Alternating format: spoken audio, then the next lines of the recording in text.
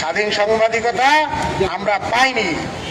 আমরা স্বাধীন সাংবাদিকতার পরিবর্তে পেয়েছি আমাদের গাজীপুরের তুহিনের লাশ এবং আমাদের 496 জন সাংবাদিক হামলা, মামলা, নির্যাতনের শিকার হয়েছে।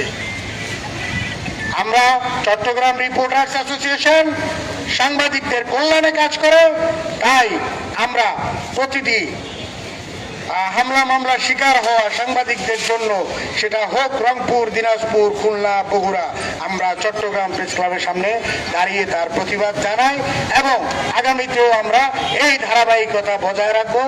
আমরা চাই স্বাধীন সাংবাদিকতার পরিবেশ, আমরা চাই সাংবাদিক নীতিমালা প্রণয়ন করা হোক।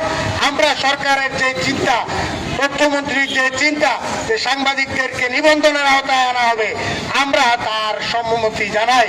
কিন্তু এখানে দেখতে হবে যে প্রত্যেকটি জেলায় তথ্য অফিসার আছে, প্রত্যেকটি জেলায় তথ্য অফিসার কেন্দ্র আছে।